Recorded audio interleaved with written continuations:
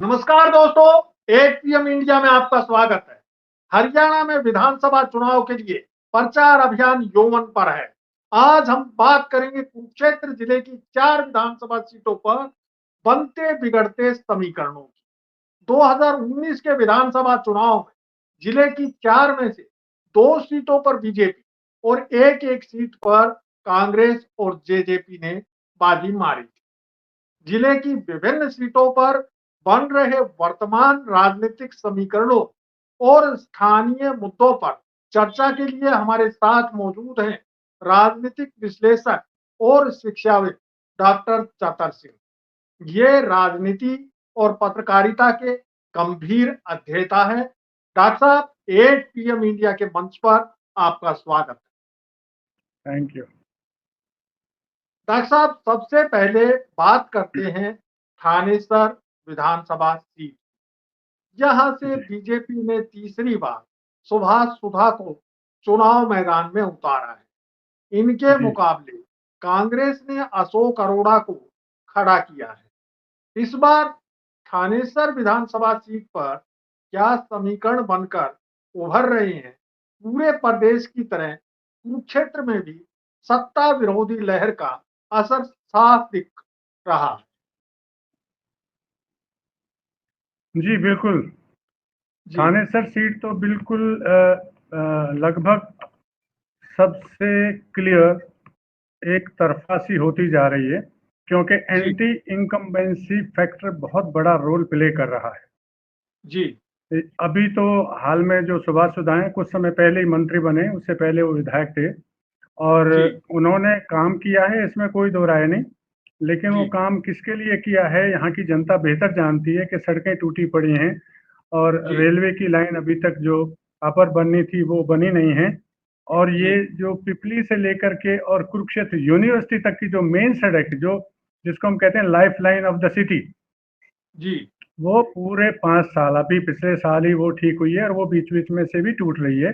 तो उसको लेकर के यहाँ शहर के लोगों में बहुत गुस्सा रहा है और प्रदर्शन भी किए गए हैं इसी चीज को लेकर के। लेकिन इस प्लान में समझो कि इस 5 साल में शायद ही उन्होंने कोई इस तरह का काम किया हो जिसके लिए उनको याद किया जाए या जिसके लिए लोगों का मन रुझान उसकी तरफ हो। दूसरा ये कि इनकम्बेंसी के खिलाफ तो बहुत ज्यादा है यहाँ पे, क्योंकि उनके अपने सेक्टर में जहां वो रहते हैं उसके साथ ही सेक्टर 10 है, उसमें इतनी गंदगी है, खुद उनके एक मतलब मुश्किल से 100 गज की दूरी पर ही होगा जहां पर इतनी गंदगी है कि वहां से निकलना मुश्किल है, और उसके साथ ही डिस्ट्रिक्ट कोर्ट है। तो बाकी जिले की तो, बाकी शहर की तो छोड़ दीजिए आप, उनके अपने रिहाइश के नजदीक ही इस तरह का हाल है। और एक और उन्हीं के सेक्टर में, सेक्टर 7 में जहां वो रहते हैं, एक पीर वाली सड़क कहलाती है जिसको मेजर नितिन बाली मार्ग कहा जाता है। उसमें कम से कम एक बारिश अगर हो जाए, 1 घंटे की बारिश हो जाए, तो उस पे आप चल नहीं सकते हैं, गाड़ियां भी नहीं चल सकती हैं। जबकि वहां एक पीर बना हुआ है, लोगों की बड़ी आस्था है, वहां आते जाते हैं और मार्केट के साथ। तो बाकी शहर का तो छोड़ दीजिए आप, उनके अपने रिहाइश के नजदीक का ही ये हाल है। तो आप अंदाजा लगा सकते हैं कि किस तरह का उनका लोक कल्याण का कार्य यहाँ पर रहा होगा। हाँ, ये बात जरूर है कि उनकी धर्मपत्नी का बहुत लिहाज है, बहुत शर्म है, बहुत इज्जत है, और वो थानेसर नगर परिषद की चेयरपर्सन भी रही हैं। उनकी बहुत इज्जत है और शायद पिछले बार भी उनके चुनाव में उनका बहुत बड़ा फैक्टर था जिताने के लिए। उनके बेटे के बारे में तो अनेक तरह की चीजें हैं, वो क्या करते हैं क्या नहीं करते हैं यहाँ की जनता अच्छी तरह से जानती है। जो उनके दोस्त हैं वो भी जानते हैं, जो उनके दुश्मन है वो भी जानते हैं। कहते हैं कि वर्चुअल वही एमपी है, वही एमएलए है, वही मंत्री है। तो ये एंटी इनकम्बेंसी थानेसर में सबसे ज्यादा है। और अगर जिले में मैं कहूँ कि सबसे क्लियर सीट अगर कोई है तो वो थानेसर की है। और वो थानेसर में जो कांग्रेस के प्रत्याशी हैं, आपने कहा अशोक अरोड़ा, पिछली बार वो सिर्फ 852 वोटों से हारे थे, और वो अपनी ईमानदारी से हारे थे, क्योंकि कई बेईमानियां चल रही थी, कई शराब और ये सब चीजें चल रही थी। उनको कहा भी गया कि आप ये एफआईआर लॉन्च करा दो, लेकिन उन्होंने कहा नहीं, मैं भाईचारा खत्म करना नहीं चाहता। लोग जीतते हैं हारते हैं, लेकिन मैं शहर में भाईचारा खत्म नहीं करूंगा, मैं किसी के खिलाफ भी कोई भी कंप्लेंट भी नहीं करूंगा, एफआईआर तो दूर की बात है। तो जी, उनका बहुत मान बढ़िया बात सम्मान की। चाहे चाहे किसी भी बहुत बढ़िया पार्टी का बात आदमी कही हो, आपने।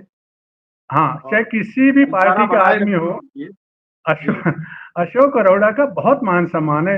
विरोधी दलों में भी उनके बहुत अच्छे दोस्त हैं और जी, कांग्रेस में तो हैं। आप जानते हैं बेहतर तरीके से कि दीपेंद्र हुड्डा भी और भूपेंद्र हुड्डा भी कितने जी, कितनी शिद्दत के साथ उनको आगे लाने के लिए थे। और जितना काम अशोक अरोड़ा ने पिछले 3-4 साल में किया है, जब से वो कांग्रेस में आए हैं, उसके बाद से लगातार कर रहे हैं। और जितनी रैलियां उन्होंने की हैं, जितने विरोध प्रदर्शन उन्होंने किए हैं, शायद ही किसी कांग्रेस नेता ने कहीं हमारे आसपास के इलाके में किया होगा।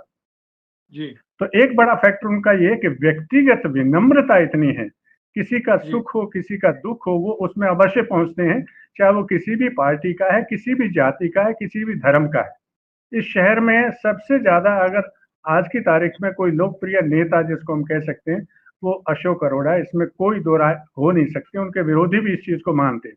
और यही कारण है कि अब तक अभी भी चल रहा है, जितने जी, भी समाज के लोग हैं, जितनी भी सभाएं हैं, जी, उन सभाओं ने मिलजुल करके अपनी ओर से ही उनको बुलाया है और अपना समर्थन दिया है।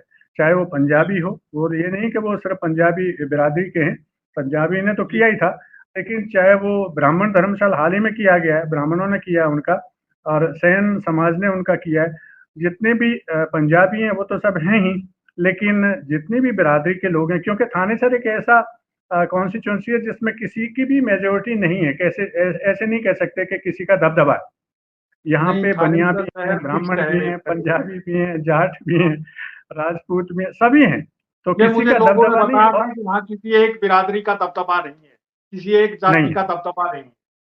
हाँ जी, हाँ मुझे कुछ और संकेत भी कुरुक्षेत्र में प्रवास के दौरान मिले कि जी। बताया जा रहा है कि अभी बेशक अशोक अरोड़ा बहुत आगे दिख रहे हैं, लेकिन जो-जो चुनाव नजदीक आएगा, सुभाष सुधा के खेल जो हैं, वो रंग दिखाना शुरू कर देंगे।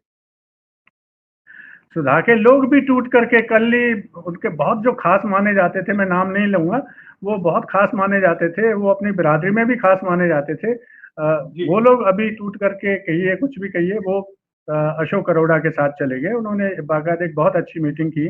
आशीष सब्रवाल एक नाम है, पत्रकार भी हैं, बिरादरी के अच्छे लोग भी हैं, और एनजीओज में भी उनका काफी नाम है। तो उन्होंने हाल ही में किया था एक प्रोग्राम, और जी, उसमें वो चले गए। वो पहले से बहुत नजदीक रहे हैं सुभाष सुधा के, लेकिन वो धीरे धीरे जा रहे हैं। कारण बड़ा साफ है कि ये चुनाव एक तरफा होता जा रहा है, और लोगों के लिए कुछ ऐसा किया होता सुभाष सुधा ने तो शायद उसकी तरफ होते।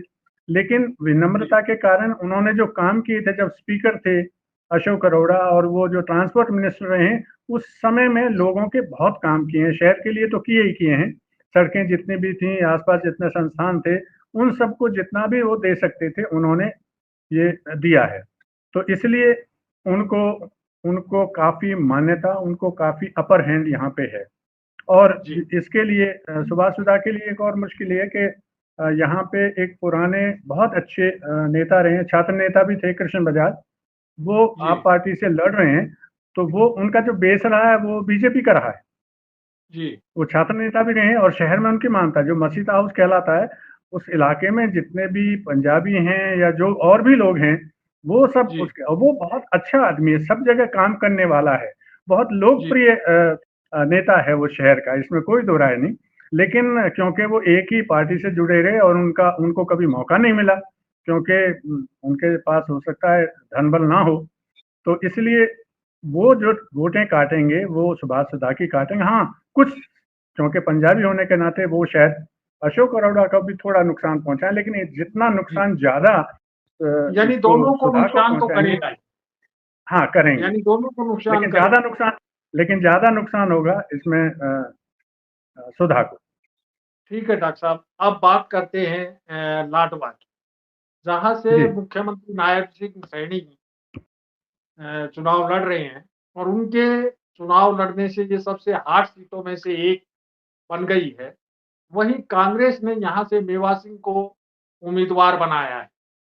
जी, इनेलो की सपना बड़श्यामी जेजेपी और आम आदमी के पार्टी के उम्मीदवार भी यहाँ चुनाव मैदान में डटे हुए हैं। डॉक्टर साहब, इस बार लाडवा में क्या होने जा रहा है?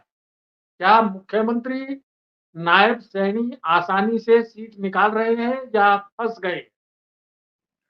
नहीं, आसानी से तो कोई भी सीट नहीं है सिवाय थानेसर को छोड़ करके। जी। तीनों सीटें आज की तारीख में हम कह सकते हैं कि तीनों सीटों पे मुकाबला है। ऐसा नहीं कि किसी का भी अपर हैंड है, थानेसर में है लेकिन बाकी जगह पे नहीं। हाँ, क्योंकि ये सीएम कॉन्स्टिट्यूंसी है तो यहाँ पे नजरें सबकी गड़ी हुई हैं और ये सीएम कॉन्स्टिट्यूंसी हो जाने का एक फायदा भी एक नुकसान भी है। भाजपा को इसमें काफी नुकसान दिखाई दे रहा है क्योंकि पहले यहाँ से भाजपा के पवन सैनी थे। पवन सैनी को हरा करके ही मेवा सिंह बने थे, पिछले बार के एमएलए रहे हैं और अच्छे उनका विनम्र स्वभाव बहुत अच्छा माना जाता है। वो जाट बिरादरी के हैं, जाट बिरादरी के ही अब मैडम बरसामी हैं, लेकिन उनका व्यवहार बहुत अच्छा है और सभी पार्टियों में उनका मिलना जुलना है। वो बहुत पुराने समय से ही अशोक अरोड़ा के भी बहुत साथ थे, बरसामी के भी साथ थे, लेकिन उनका जब से अलग हुए कांग्रेस में आए हैं तब से उनका बर्ताव बहुत अच्छा होता चला गया है। यहाँ पे उनको सपोर्ट करने के लिए बहुत से लोग जा रहे हैं, आ रहे हैं, लेकिन भाजपा की एक दिक्कत ये हो गई कि यहाँ से पहले पवन सैनी थे। अब पवन सैनी की सीट काट करके यहाँ पे सीएम साहब को नायब सिंह जी को टिकट दे दिया गया, उनको भेज दिया गया नारायणगढ़। अब वो नारायणगढ़ में तो उनकी हालत बहुत पतली है, विरोध है, आपने देखा ही होगा, वीडियो उनके बन करके आ रहे हैं कि नायब सिंह वहां ट्रैक्टर पे जा रहे हैं, विरोध हो रहा है वहां पे, बुरा विरोध हो रहा है।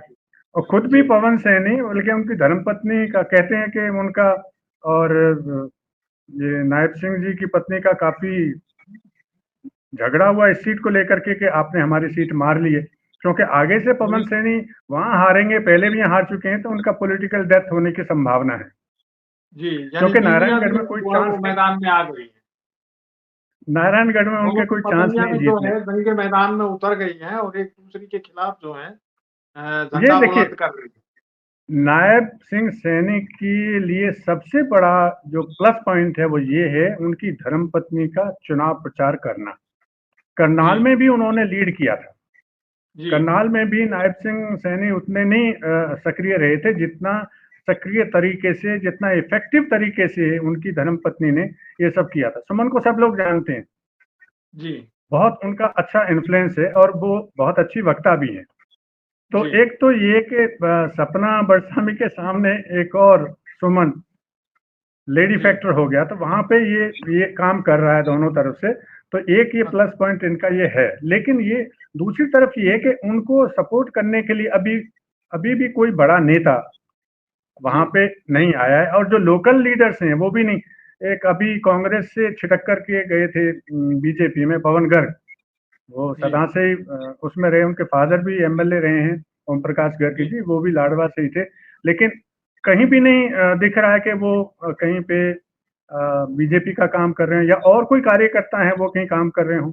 अब पवन सैनी के जितने लोग थे वो पवन सैनी को छोड़ यहाँ मतलब लाडवा को छोड़ करके वो नारायणगढ़ चले गए। तो जो एक कार्डर जो सेकंड रैंक या थर्ड रैंक जो होता है वो मिसिंग है और ये बेचारे सीएम, बेचारा नहीं कहना चाहिए, ये अपनी कॉन्स्टिट्यूंसी संभाले, आसपास की कहाँ संभालेंगे, तो बड़ा मुश्किल हो रहा है। पूर्व मुख्यमंत्री मनोहर लाल खट्टर जी ने तो आजकल जनसभाएं करनी तो बंद कर दी हैं, वो तो केवल कार्यकर्ताओं की बैठक ले रहे हैं। ये उनको पता है उनका क्या हाल होगा, क्योंकि जहां कहीं भी वो जाएंगे, जहां कहीं भी वो जाएंगे उनका वही हाल होगा, वो बिगाड़ेंगे ज्यादा, ठीक कम करेंगे। तो इसलिए उनका नहीं आना भी इनके फेवर में ही रहेगा कि कम से कम ये कि बिगड़ेगा तो नहीं। लेकिन जो एक उम्मीद थी, तो रहेंगे नहीं, वो आए तो के पक्का मनोहर आएंगे तो ठीक है, पक्का आएंगे और वो नहीं चाहते कि इस तरह के क्योंकि एक कोई मजाक कर रहा था लाडवा में, पक्के मुख्यमंत्री बन के आए, खड़ाऊ मुख्यमंत्री ना रहे, वो नहीं चाहते हैं। तो लगता है कि वो आएंगे। करनाल से इनका आना, करनाल सीट को छोड़ के लाडवा आना करनाल के लिए भी बड़ा वाटरलू साबित हो रहा है, क्योंकि करनाल की पूरी भाजपा एक तरह से अगर रेणुबाला गुप्ता को छोड़ दिया जाए तो तमाम भाजपा के पार्षद और सब लोग जो हैं वो कांग्रेस ज्वाइन कर चुके हैं और वहाँ सुमिता सिंह जी जो है बिल्कुल। वो बड़े अच्छे पैमाने पर जो है वो लीड कर रही। तो ये हाँ, जो है ना इसमें बड़ी कोई दो घाटे राय नहीं। की ये बड़ा घाटे का सौदा इनके लिए रहा है कि करनाल सीट को छोड़ के जो सीएम सिटी था पिछले 10 साल से था, तो उसको सीएम जी सिटी ना रहने दे करके ये जो है यहाँ आ गए हैं। एक और चीज़ मुझे डॉक्टर साहब लगती है कि लोगों को जी। ये विश्वास नहीं हो पा रहा कि भाजपा की सरकार आएगी। भाजपा की सरकार आएगी तभी तो नायब सैनी मुख्यमंत्री बनेंगे। इसलिए मुझे नहीं लगता कि लोगों को ये आभास हो रहा हो कि लाडवा जो आगे सीएम सिटी बनने वाला है। ऐसा आभास लोगों के मन में देखने को नहीं मिला मुझे। तो लोगों के मुँह आपकी से भी ये बात नहीं सुनने को। आपकी बात मैं बिल्कुल वहाँ सही है। जब जी, सैनी बिरादरी के लोग ये कहते हैं ना कि भाई हमारा तो एक ही मुख्यमंत्री अब जी। तक से, अब से पहले तो नहीं था कि इसको हुँ। मुख्यमंत्री बनाना है। जब वो ये कहते हैं तो विरोधी धड़े के लोग या उनमें से ही कुछ लोग कहते हैं कि मुख्यमंत्री तो तब बनेगा ना जब हाँ, जब पार्टी की बीजेपी सीटें आएंगी। बीजेपी जीत के आएगी। अकेले हवा तो अकेले तो पहले नहीं ही बनेगा ना, सीएम सीट के अलग लिए दिख तो नहीं रही है। लड़ रहा है। इसलिए जी इसलिए मुझे लगता है कि नायब सैनी को सीएम होने या भावी सीएम होने का अ, कोई फ़ायदा चुनाव में मिलता नहीं दिख रहा है। भावी अ, सीएम का तो जिक्र वहां लोग इसी चीज को क्वेश्चन कर रहे हैं कि भाभी कैसे भाई, या तो सीएम सीट के लिए लड़ रहा होता है, एमएलए के लिए लड़ रहा है, तो जी, एमएलए होंगे उनके पास तभी ऐसा होगा ना। तो अभी जी, तो सीट निकालना ही मुश्किल है उसके लिए। हाँ, वो एक जी। चीज पे जरूर ट्राई कर रहे हैं, एक एक मुद्दे पे कि हाँ। दोनों बाकी दोनों जाट हैं, क्योंकि हुँ। सपना बरसामी भी इनेलो से जाट हैं। बरसामी, शेर जी। सिंह बरसामी का बहुत बड़ा नाम था, ओम प्रकाश चौटाला जी के हाँ, राइट बड़ा हैंड नाम माने था। जाते थे। उनका अपना हाँ। इन्फ्लुएंस भी बहुत है, इसमें कोई दो हुँ। राय नहीं। वो किसी भी पार्टी में रहे, लेकिन उन्होंने पार्टी छोड़ी नहीं आज तक। सबसे बड़ी उनकी जो विशेषता है ये है कि आज तक भी वो जी। जुड़े हुए हैं, अच्छा बुरा जो भी है, और उनके हुँ, हुँ। संबंध अभी भी हैं। और जी, इसीलिए लोग उनकी सराहना करते हैं। लोग इसको नहीं चाहते वहां पे,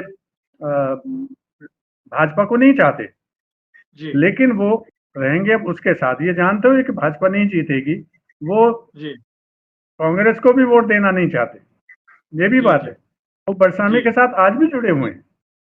तो जी। इनका एक जो जैसे कहते हैं ना फैमिली बैकग्राउंड, या कहना चाहिए एक जो अपना पद होता है, उसके साथ साथ उन्होंने जो लोकप्रियता हासिल की है, किसी भी मेहनत कुल करके या लिंक कुल लोगों की मिलाकर के सेवा ये करके। कह सकते हैं कि तिकोने जी मुकाबले में अभी नायब सैनी जो मुख्यमंत्री हैं, कार्यवाहक मुख्यमंत्री हैं, वो भी फँसे हुए हैं।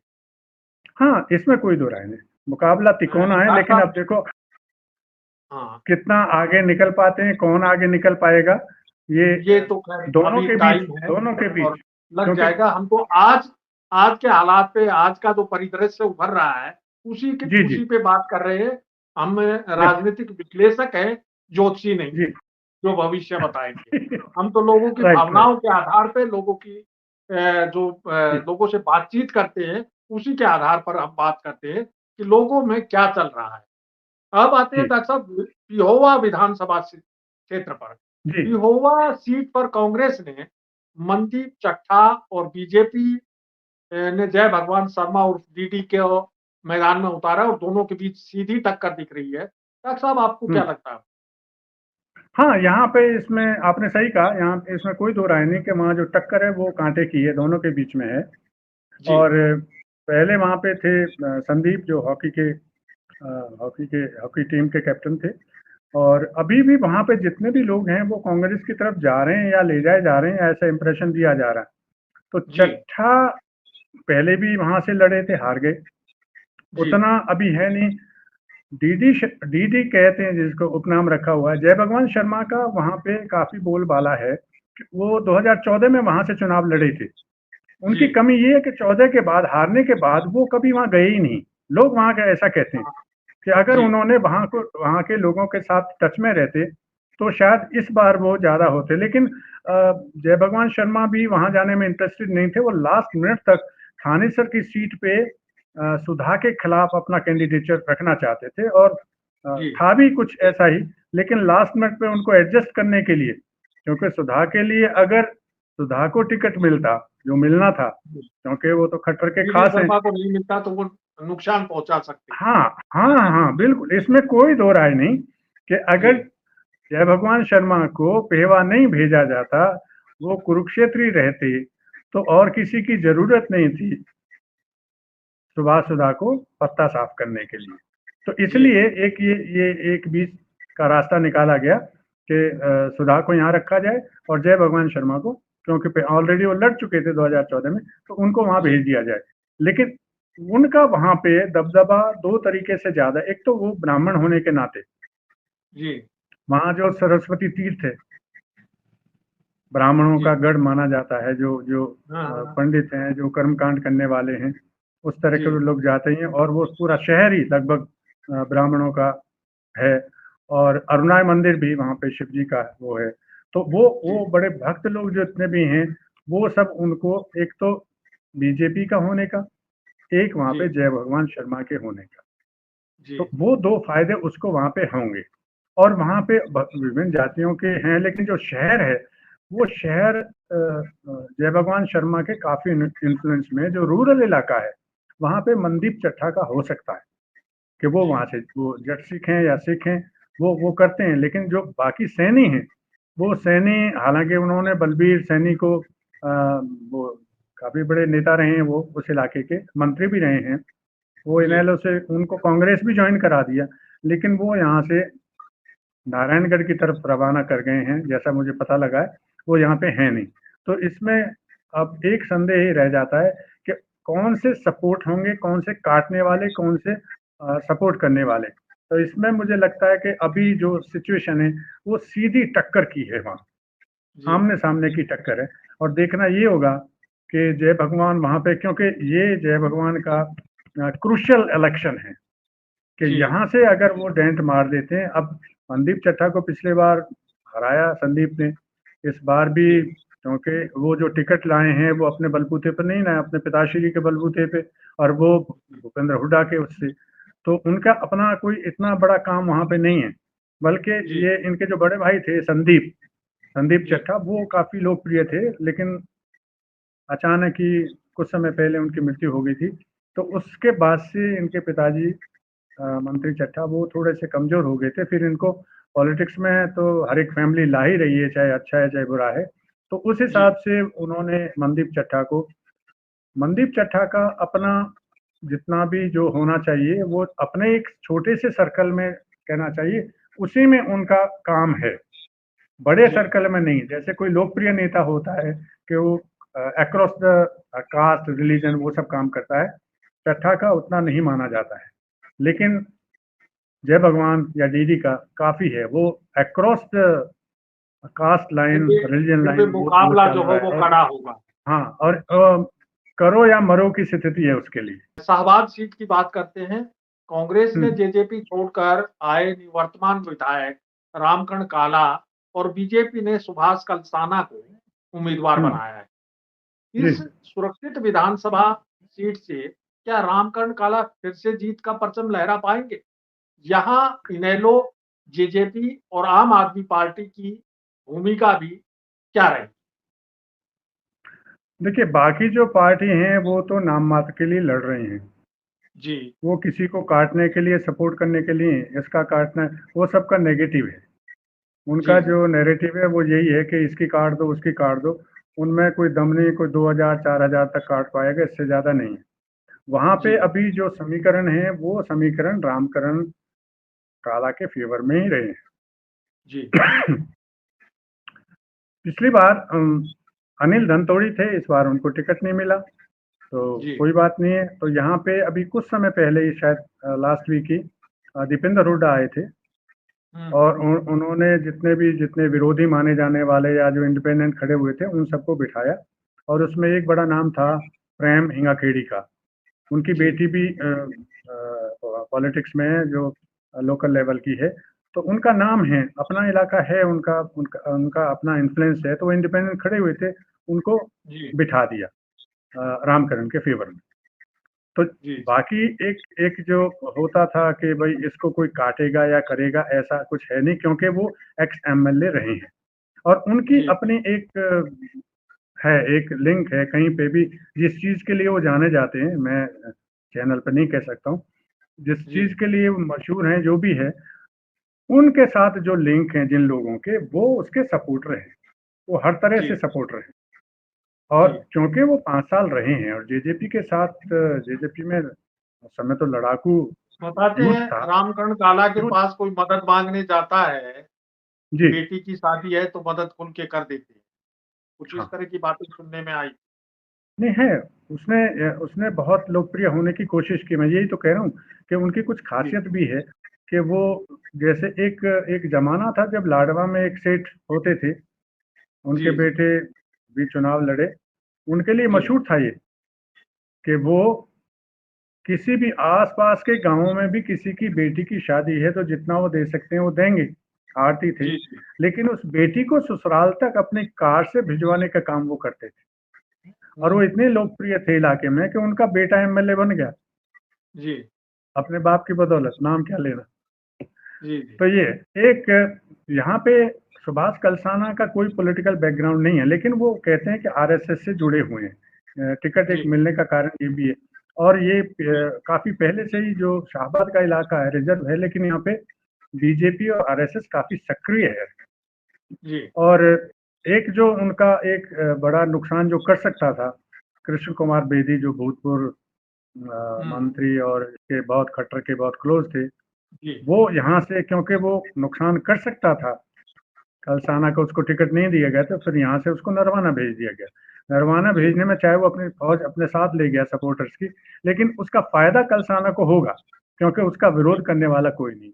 अभी जो आज तक की लेटेस्ट ये है कि अब वो धीरे धीरे उभार लेने लगा, उसको जो सपोर्टर्स है वो बाहर से काफी सपोर्टर्स आ रहे हैं बिकॉज जी ऑफ आरएसएस लिंक।